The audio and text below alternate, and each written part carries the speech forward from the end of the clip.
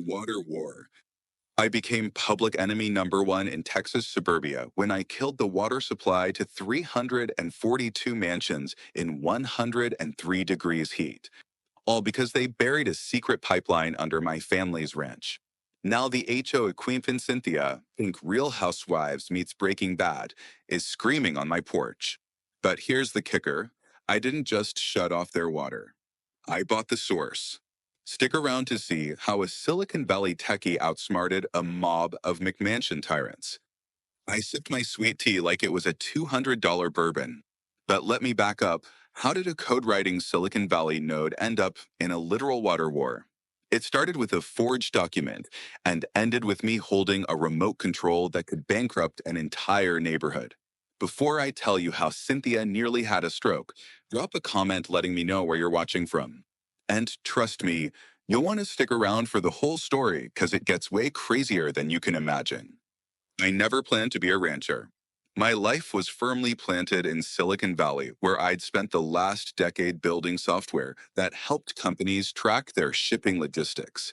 It wasn't glamorous, but it paid well and kept my mind occupied. That all changed when I got the call about Dad. Heart attack, they said. Sudden.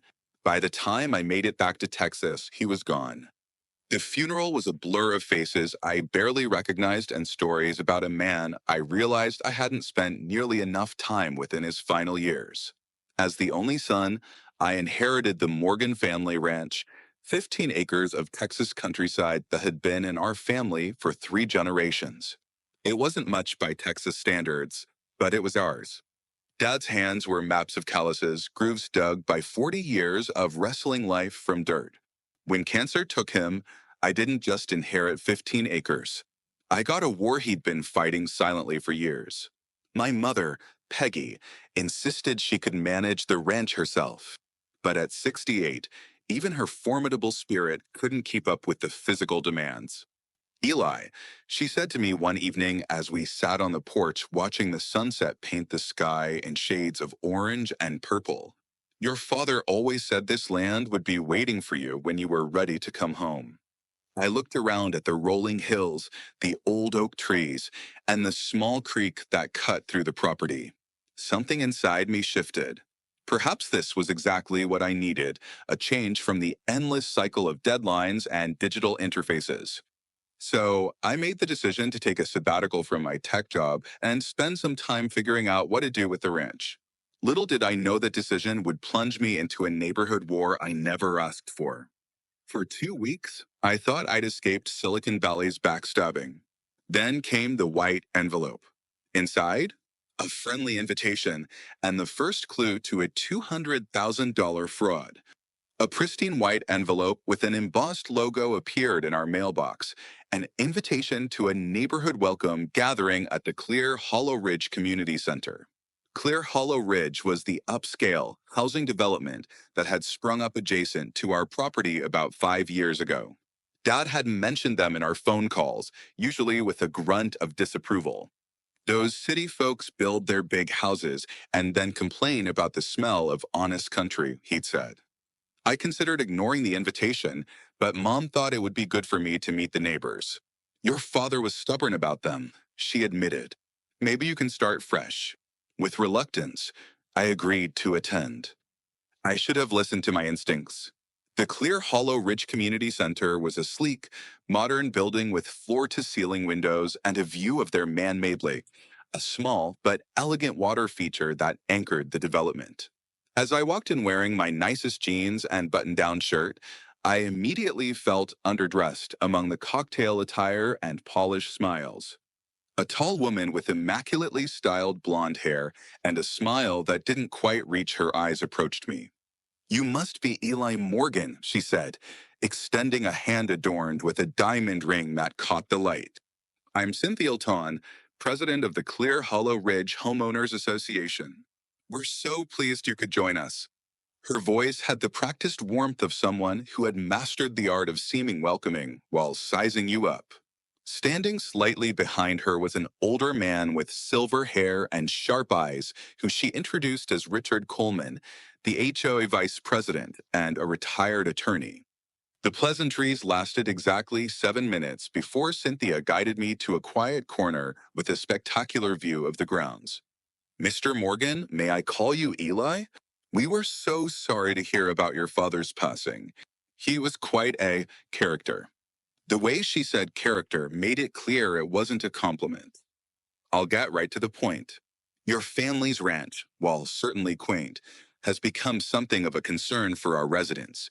She gestured vaguely toward the large homes visible beyond the trees that marked the boundary between our properties. Property values, you understand. We've had several complaints about the rustic appearance. Richard nodded gravely beside her. We'd like to make you an offer to purchase the land. Clare Hollow is looking to expand our recreational facilities, and your property would be perfect. She named a figure that was about 40% below market value, then smiled as if she'd just done me an enormous favor. I blinked slowly, taking a sip of my sparkling water to buy time. Miss Laton. Cynthia, please. Cynthia, I appreciate your interest, but I'm not looking to sell. The ranch has been in my family for generations, and I intend to keep it that way. Her smile tightened almost imperceptibly. I understand sentimentality, Eli. Truly, I do, but be practical. You're a tech person, not a rancher. What are you going to do with all that land? The offer is quite generous considering the state of the property. I felt a flash of anger, but kept my voice calm. Again, I appreciate your interest, but my answer is no. Now, if you'll excuse me, I should be getting home. My mother is expecting me. As I turned to leave, Cynthia placed a manicured hand on my arm. Cynthia's diamond rings clicked against her champagne flute. Your father learned the hard way. In Texas, water flows toward money. And Eli? Your drought. The threat was thinly veiled but unmistakable. As I drove home, I replayed the conversation in my head. What had Dad been dealing with all these years?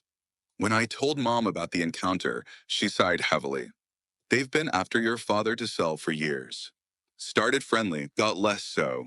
Last summer, they sent him 15 separate violation notices for code infractions. Even though we're not part of their jurisdiction, your father kept everyone. Said he might need them someday. She disappeared into his office and returned with a folder stuffed with official-looking letters, each detailing supposed violations from excessive foliage to unsightly equipment storage.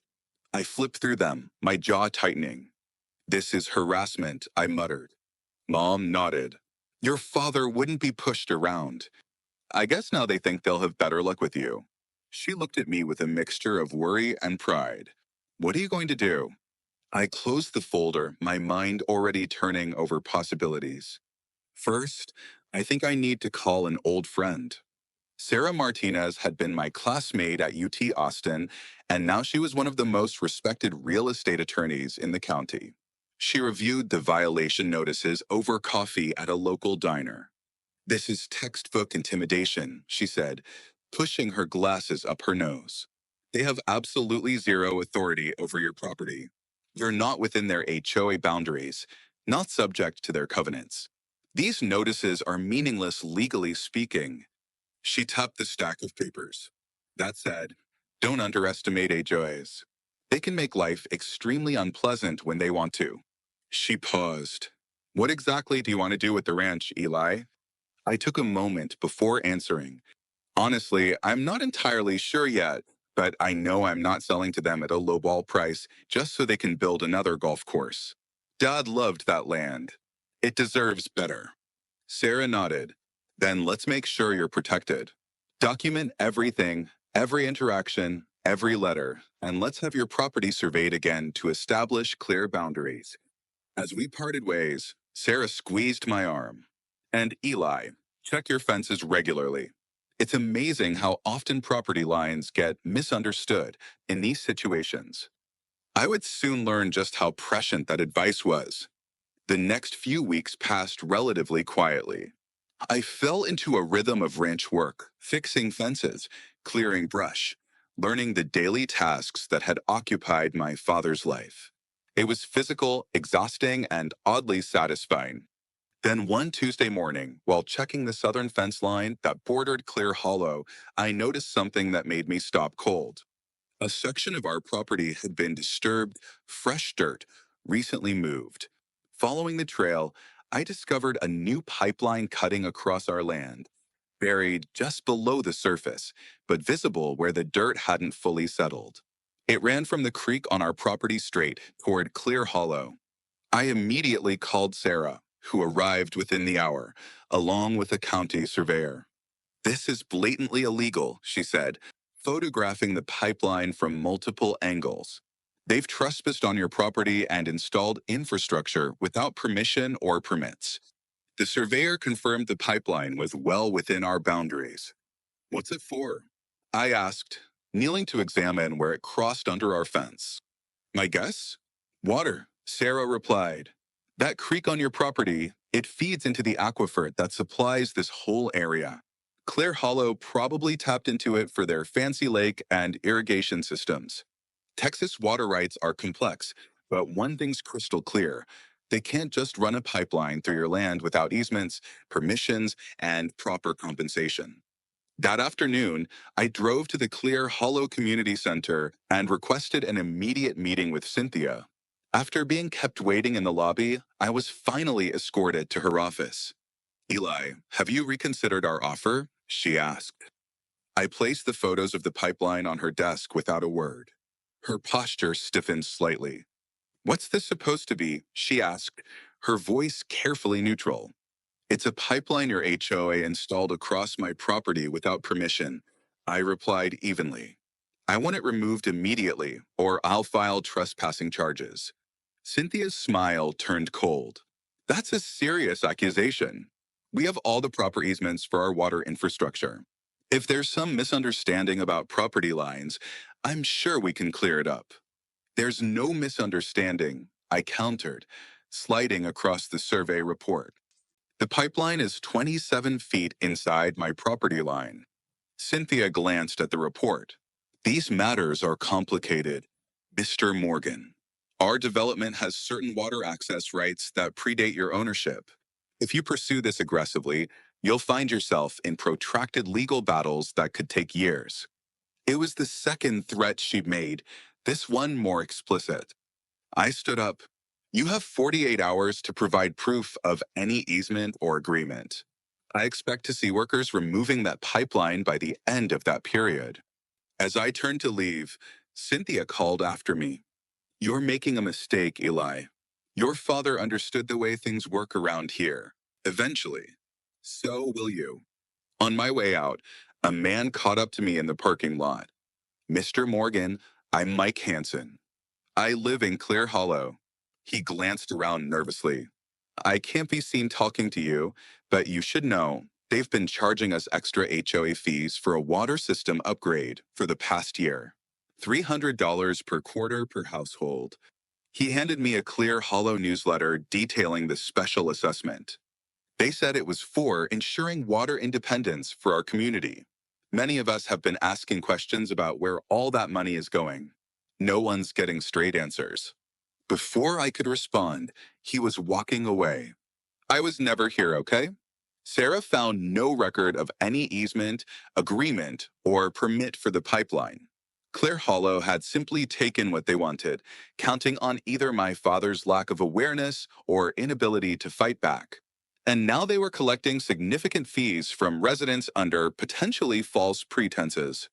"This isn't just about trespassing anymore," Sarah explained. "If they're misrepresenting what those fees are for, that could be fraud." I leaned back, processing the information. "So, what's our next move?" Sarah's expression was determined. "Document everything. Set up cameras along your property line, and let's figure out exactly what they're taking from you, specifically, how much water and what it's worth." Water rights in Texas are a big deal, Eli. If they're tapping your creek for their entire development, that could be extremely valuable. That night, as I explained what we had discovered to Mom, she shook her head sadly. "Your father suspected something like this. Last summer, during the drought, he noticed the creek level was lower than it should have been. He was planning to look into it before her voice trailed off.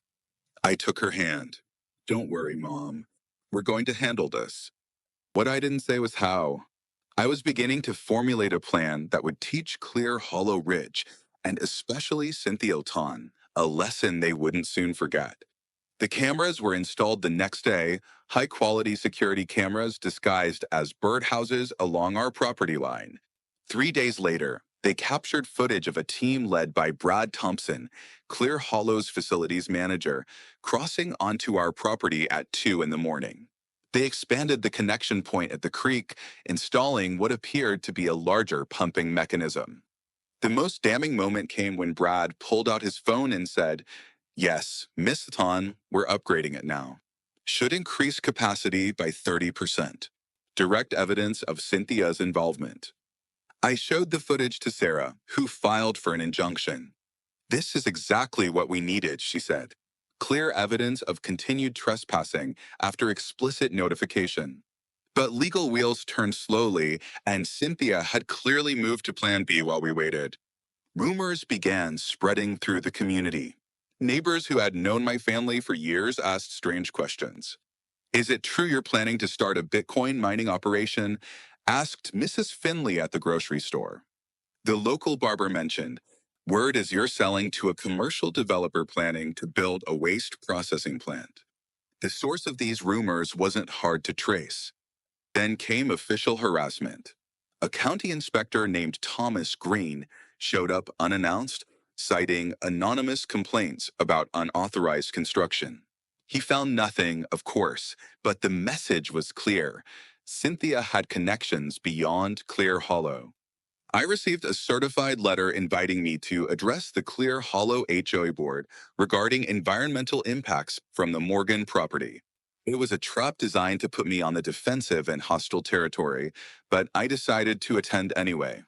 With Sarah by my side and a recording device in my pocket, the meeting was exactly the ambush we expected. Cynthia had packed the room with agitated homeowners and presented a slideshow of carefully selected photos of our ranch that made it look unkempt.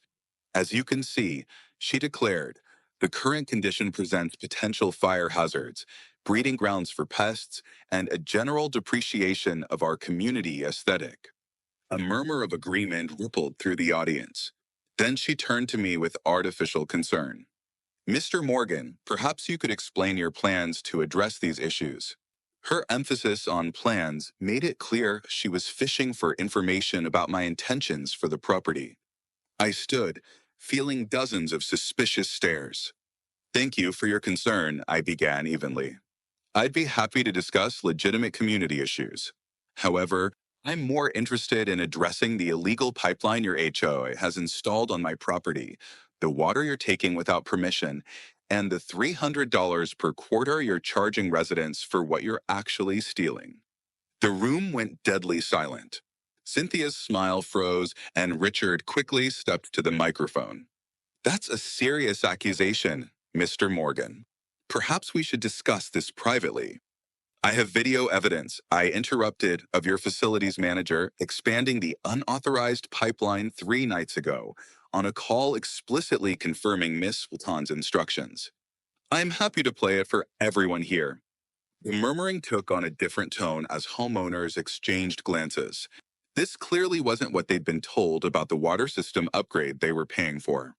The meeting dissolved into chaos. Cynthia abruptly called for adjournment, but several homeowners blocked the exits, demanding answers about the water fees. Sarah and I slipped out during the confusion. Mission accomplished. We had planted seeds of doubt within the HOA membership. What I didn't anticipate was how quickly Cynthia would escalate in response to being exposed. The next morning, our tractor's engine had been damaged overnight. The cameras revealed men in hoodies had trespassed and poured something into the fuel tank. That same day, our mailbox was smashed, and by evening, they spray painted "Sell Your Land" hillbilly across Mom's porch, the same boards Dad nailed down the week I was born. That's when I stopped playing defense. Mom's expression hardened when she saw it.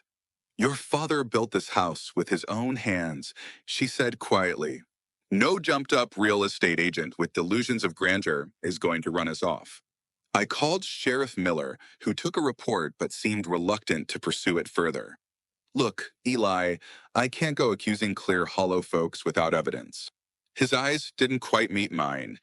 Later, Mike Hansen called from a blocked number to explain. Miller's department receives generous donations from the Clear Hollow Community Fund. Cynthia made sure he understood where his bread was buttered. My sister Jennifer arrived from Austin, where she worked as an investigative journalist. You've been playing defense, Eli. Time to go on the offensive. She began digging into Cynthia's history and the HOA's financial records. What she found was illuminating. Before becoming HOA president, Cynthia had been involved in two other developments that had faced water access issues. In both cases, adjacent properties had mysteriously ended up selling below market value after experiencing vandalism and code enforcement problems.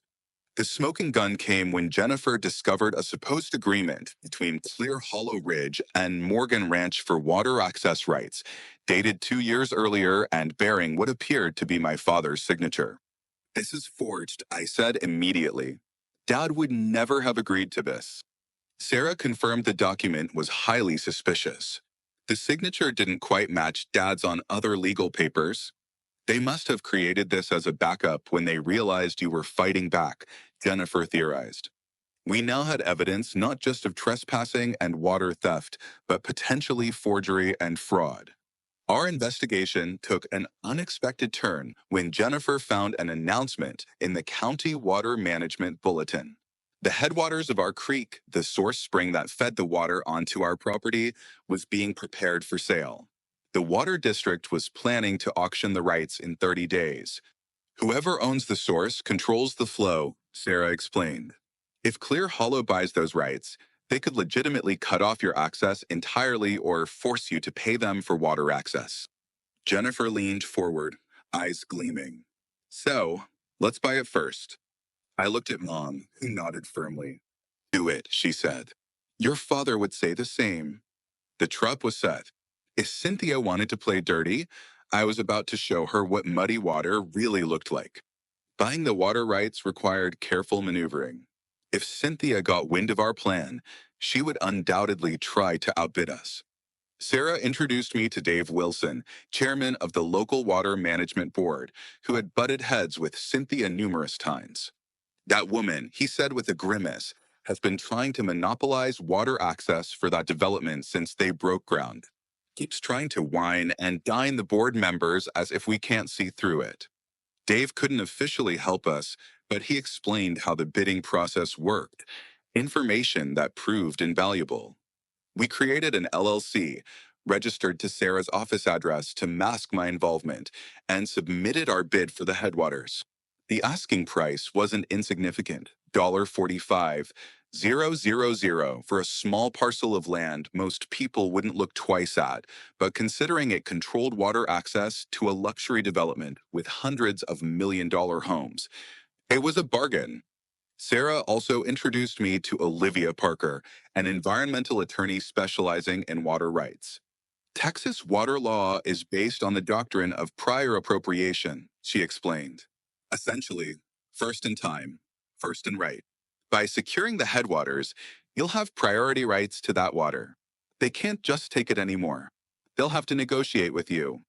The transaction went through without a hitch. We were the only bidders, suggesting Cynthia hadn't realized the significance of the sale notice. I was now the proud owner of a rocky hillside spring that most would consider worthless, but which represented a critical chess move in our battle. We kept the purchase quiet, with ownership recorded under the LLC name. According to Dave, news of the sale had reached Clear Hollow, causing quite a stir when they realized someone had acquired the headwaters, though they didn't yet know who. Cynthia stormed into my office demanding to know who bought it, he told me with amusement. Said it was rightfully part of their water management plan. I told her public records would be updated in due course. Cynthia's reaction to losing the headwaters was swift and vicious. Mom was confronted at the grocery store by Clear Hollow residents who had been fed misinformation. They called me a greedy old woman for not selling to improve the community, she reported, her hands shaking slightly. Then Brad Thompson and workers were caught on our security cameras attempting to extend the pipeline further onto our property in broad daylight. When I confronted them, Brad became threatening. You don't know who you're messing with, tech boy, he growled. Miss Hatan has friends in high places. You will regret making enemies here. The final straw came when Cynthia called an emergency HOA meeting and formally declared my family hostile elements threatening community welfare. The minutes, leaked to us by Mike Hansen, revealed she had instituted a community defense fund requiring another special assessment of $500 per household to protect Clear Hollow's water security. She was effectively doubling down, taking even more money from residents while painting us as villains. We also received a notice that Clear Hollow was initiating eminent domain proceedings against our property for the pipeline corridor, claiming essential public utility access as justification. They can't actually do this, Sarah reassured me. HOAs don't have eminent domain authority. This is a scare tactic, but it shows they're getting desperate. Jennifer had been documenting everything, building what she called the court of public opinion case. She had created detailed videos showing the illegal pipeline, the environmental damage it was causing, and interviews with experts explaining the legal violations involved. When the time is right, she promised, we'll release these to media. Cynthia won't know what hit her. That decision was made for us when Dave Wilson called to warn that Clear Hollow had filed emergency permits to protect existing water infrastructure on our land. They're claiming grandfathered access rights based on that forged agreement, he explained. They must be truly desperate. Within hours, our cameras captured Brad Thompson and a crew cutting through our fence and damaging part of the property to expand the pipeline. When I confronted them, Sheriff Miller was already there, apparently called by Cynthia, but he stood by passively, claiming it was a civil dispute he couldn't intervene in. I watched in fury as Brad smirked at me over the sheriff's shoulder. This is private property, I said, my voice tight. You're trespassing and destroying my fence. That's a crime, Sheriff. Miller shifted uncomfortably. No, Eli, there seems to be some paperwork confusion here. Clear Hollow has documentation showing they have access rights until a judge sorts it out. Forged documentation, I interrupted, and you know it. The sheriff wouldn't meet my eyes. As they continued working, I returned to the house, a cold determination settling over me. If the system wouldn't protect us, we would have to take matters into our own hands. It was time to use our nuclear option. We own the headwaters now, I reminded Sarah and Jennifer during our emergency strategy session. What exactly can we legally do with that? Olivia laid out our options. As the owner of the source, you have priority water rights. You can regulate the flow as needed for reasonable management and conservation. You can't vindicatively cut off water, but you absolutely can install monitoring equipment, flow regulators, and conduct system maintenance that might temporarily restrict flow, particularly if you're concerned about unauthorized usage downstream causing environmental harm. I looked at Mom, who had been listening quietly. What do you think? She straightened her shoulders. I think your father would say it's time to show them what happens when you push a Morgan too far. The plan was set. They wanted water? Fine. Let's see who gets thirsty first.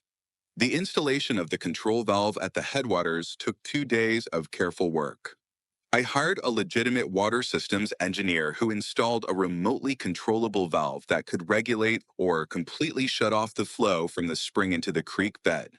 Everything was done legally, permits filed for water flow management infrastructure, proper environmental precautions taken, and official notice provided to the County Water Authority about essential maintenance and monitoring of private water resources.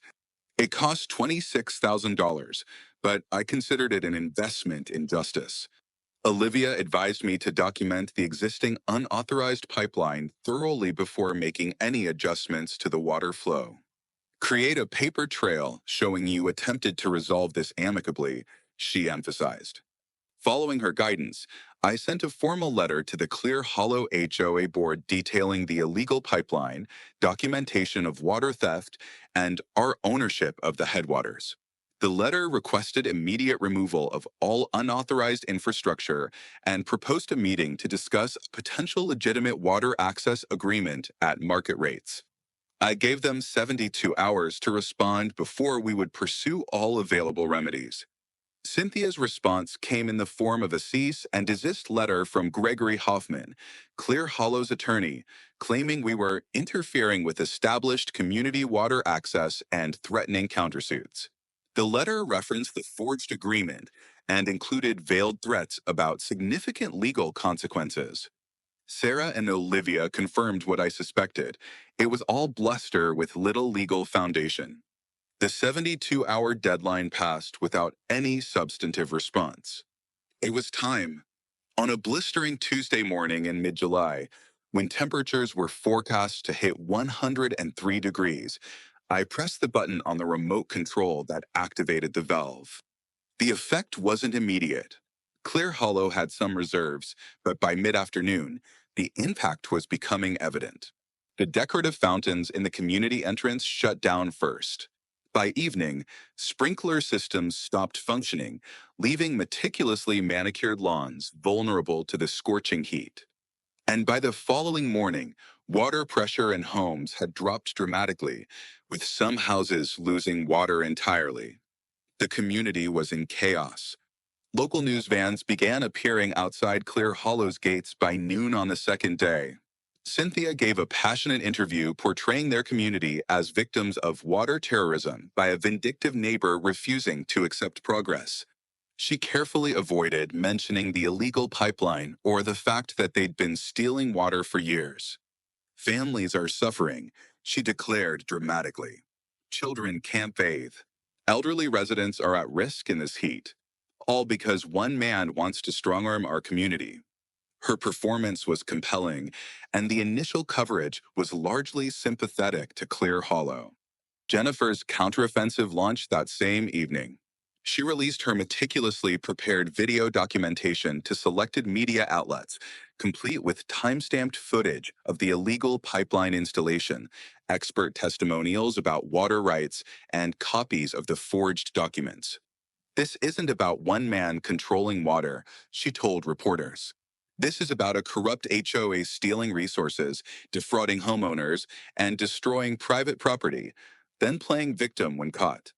The narrative began to shift as more balanced coverage emerged, raising questions about Clear Hollow's water infrastructure and the suspicious special assessments. Day 3 brought matters to a head when an angry crowd of Clear Hollow residents appeared at our front gate, led by Cynthia herself. "Turn on our water, Morgan," she shouted through a bullhorn. "You can't hold an entire community hostage." Behind her, the crowd was divided, some angry, others uncomfortable, clearly having seen the emerging news coverage questioning their HOA's actions. Sheriff Miller arrived, this time concerned about maintaining order. I met them at the gate, Jennifer recording everything from our porch. "This is private property," I stated calmly. "You're trespassing, and this constitutes harassment." Cynthia stepped forward, her face flushed. "You're destroying our community. People will remember who took their water during a heat wave." I maintained my composure, aware of the cameras. "I'm simply managing water resources on land I legally own, Misleton, the same water your HOA has been stealing through an illegal pipeline you installed without permission. Have you told your neighbors they've been paying special assessments for stolen water? Or about the forged document with my dead father's signature you created?" A murmur ran through the crowd as neighbors exchanged glances. Mike Hansen stepped forward. "Is that true, Cynthia? Have we been paying for stolen water?" Others joined in with questions about the special assessments. The confrontation had backfired spectacularly. Instead of uniting the community against me, it had turned attention to Cynthia's actions. Sheriff Miller, reading the shifting mood, finally stepped up. "All right, folks. This is a civil matter that needs to be addressed properly through legal channels. Everyone disperse before this becomes a public disturbance. As the crowd broke up, Miller approached me privately.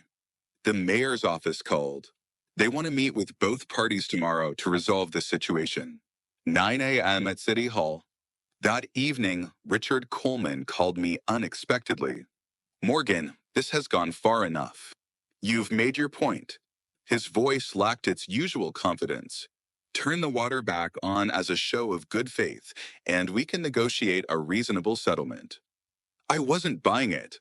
The time for reasonable negotiations was before you installed an illegal pipeline, forged documents, and vandalized my property. I'll see you at City Hall tomorrow. After hanging up, I consulted with Sarah and Olivia about our negotiating position. As a gesture of minimal goodwill, I remotely opened the valve to allow 6 hours of water flow overnight, enough for residents to fill bathtubs and containers. It wasn't generosity, it was strategy. I wanted to demonstrate clearly that I controlled the situation completely. The next morning, Jennifer showed me the online reaction to her videos. They had gone viral overnight, with thousands sharing the footage of the illegal pipeline and Cynthia's confrontation at our gate. Public opinion had shifted dramatically in our favor. Armed with public support, legal standing, and the literal power to turn the tap on or off, we headed to City Hall for what promised to be the most important negotiation of my unexpected new career as a rancher and water rights defender. City Hall was an impressive limestone building in the center of town. Mayor Robert Hayes, a silver-haired political veteran, had arranged for us to meet in the council chambers, a formal setting that underscored the seriousness of the situation. His assistant, Andrea Wells, escorted us to our seats on one side of a large oak table.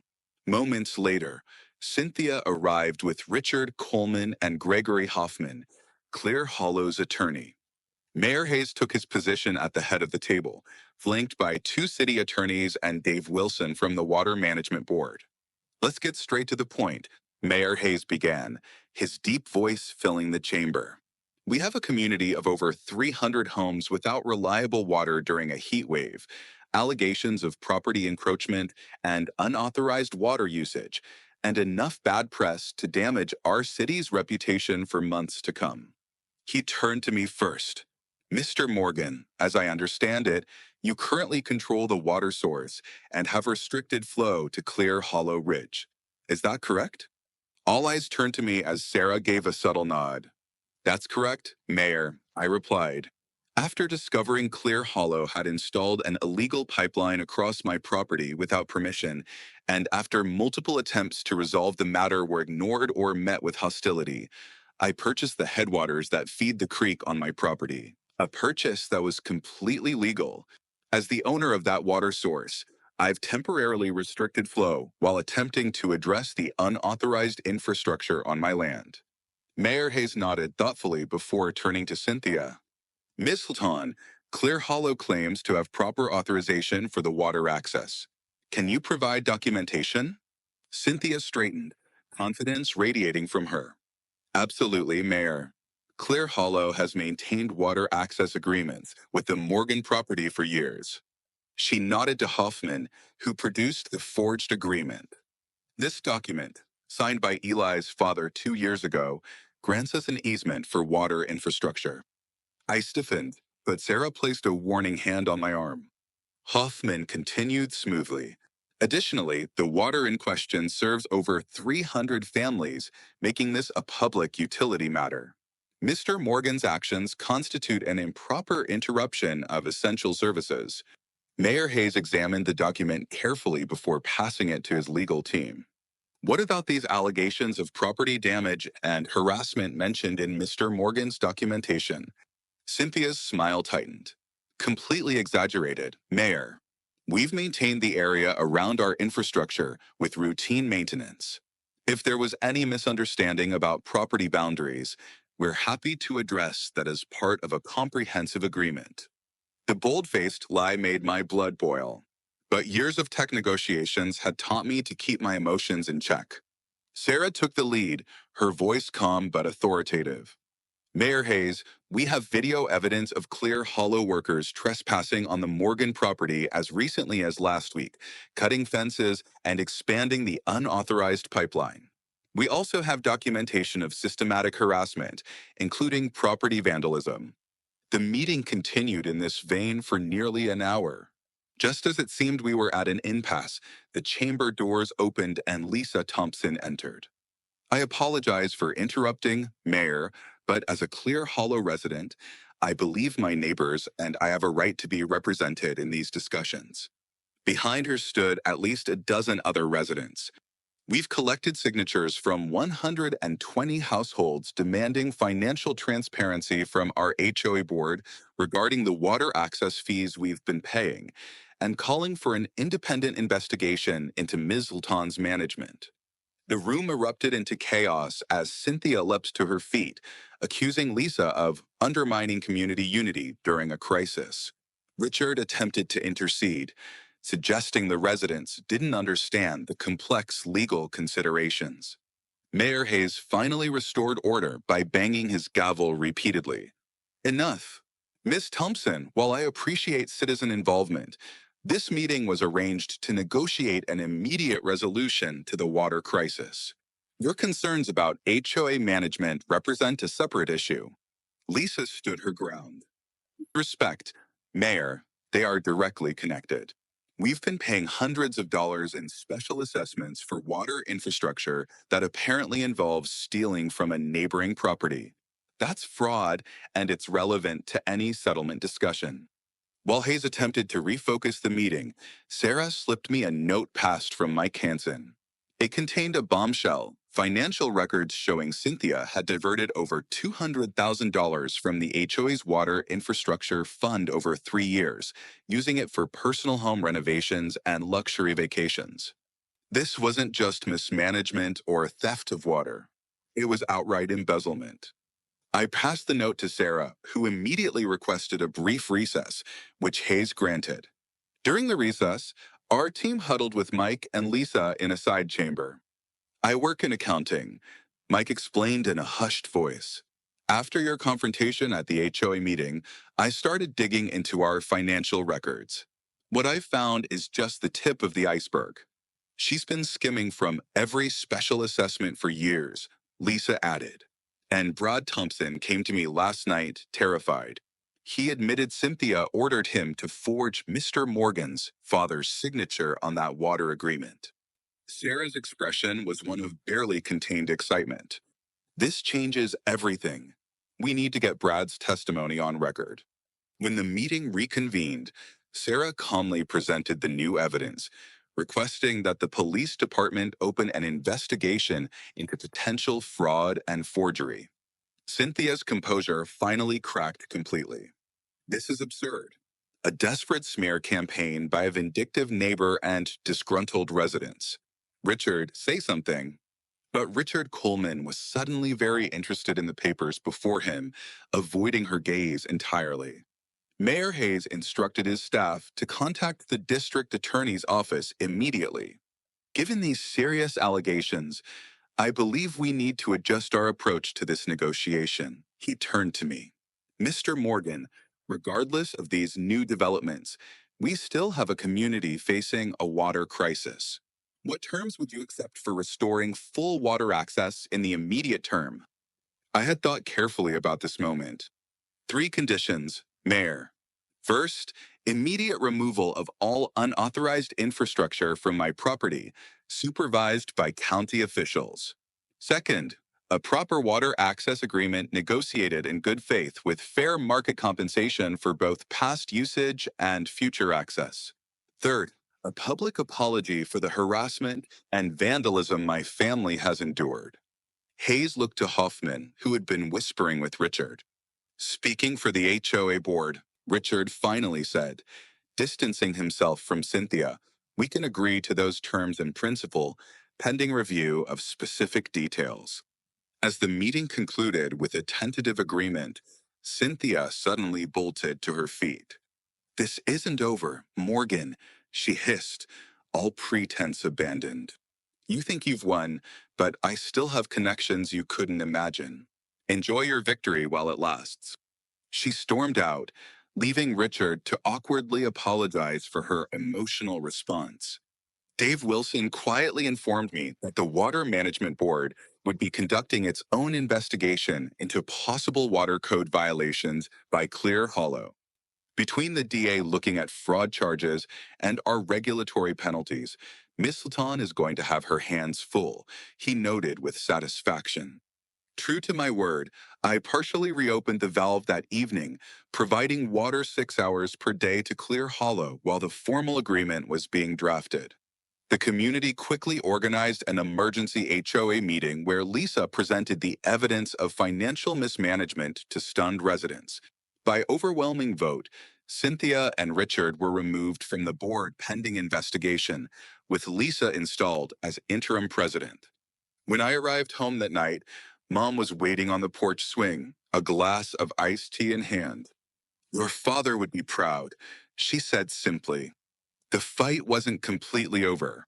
Cynthia's parting threat suggested she had one last card to play, but for the moment, right had prevailed over might. The fragile peace lasted exactly 9 days. Clear Hollow's new interim board, led by Lisa Thompson, was working constructively with our team to draft a proper water access agreement. The unauthorized pipeline had been dismantled, and plans were underway for a legal system. Most residents adjusted to the temporary water schedule, understanding it was a step toward a lasting fix. Even Sheriff Miller now found time to look into the vandalism on our land as Cynthia's grip weakened. Everything was moving forward, which should have warned me. Cynthia wasn't done. Then a certified letter came. The State Environmental Protection Division was investigating possible contamination in the creek on my land, citing industrial chemicals. All water was ordered shut off pending review. The complaint was based on samples taken by Thomas Green, the same inspector who had targeted us under Cynthia's orders. My phone blew up with calls from residents, media, and Mayor Hayes, all demanding answers about contaminated water. The timing was too perfect. This is her last move, Sarah said in our emergency meeting. She wants to make it look like you knowingly poisoned the water. Olivia noted procedural flaws. Anonymous tips don't trigger shutdowns without confirmation. Jennifer found Green had been disciplined before for falsifying reports.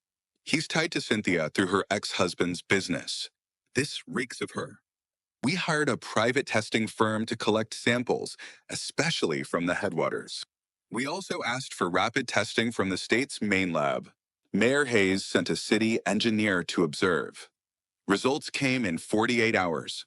Our test showed clean water at the source and most of the property, except one section right where the creek crossed into Clear Hollow showing traces of the chemicals.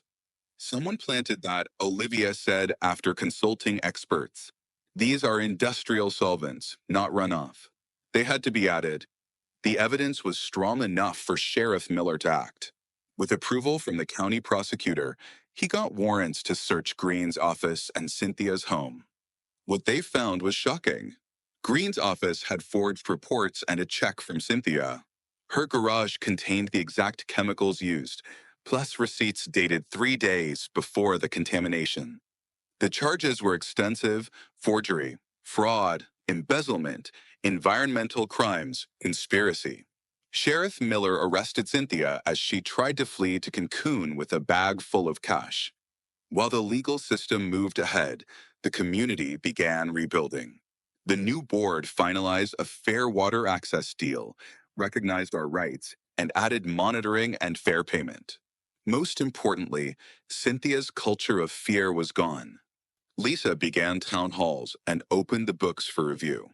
We received a significant settlement for years of unauthorized water use and damage. Instead of keeping it all, I used part of it to modernize the ranch's irrigation and create a sustainable model that helped both sides. Mom suggested we set aside part of the ranch as a nature preserve with education programs. A tribute to Dad's love for the land, she said. He always said we were just stewards. This keeps his spirit alive. In the months after, a surprising partnership formed. Some residents, ashamed of past silence, stepped up, Mike Hansen led volunteer days to help fix our land. Jennifer's Records became an award-winning series on HOA abuse and water rights. And Sarah, our working relationship became something more, bound by shared values. 1 year after the valve was closed, the change was dramatic. Clear Hollow was now a model of transparency. Our ranch thrived with eco-friendly upgrades. Cynthia and Green were in prison. Richard Coleman took a plea deal. The creek flowed freely, regulated and respected, supplying water to both sides through legal means. Even the tourism board promoted our region as an example of sustainable sharing. On a perfect fall evening, I sat by the creek with Mom, Sarah, Mike, and former enemies now turned friends. We celebrated the opening of the Morgan Water Conservation Trail, a joint project with Clear Hollow. Watching kids play near the creek that once sparked so much conflict, I raised my beer. Sometimes you have to dam the water to make people see its real value. Cynthia's serving 5 to 10 for fraud. The HOA's lake? It's now got a plaque. Morgan Family Water. Don't steal. And me? I traded spreadsheets for sprinklers. Turns out, nothing's sweeter than watching a $300 haircut bag for a drink. The settlement could have sent me back to my tech job in Silicon Valley, but spreadsheets didn't appeal anymore. This land, with its fights and beauty, was home again. Dad always said the ranch would be here when I was ready. He just didn't mention it would take a water war, corrupt HOA, and a community uprising. As I watched the sun glint off the creek, ours now, shared and protected, I knew he'd appreciate the irony. Some things matter more than we first believe. And some battles are worth fighting, not because we choose them, but because they choose us. You watched it, felt it. Now share it with someone who loves drama even more than you.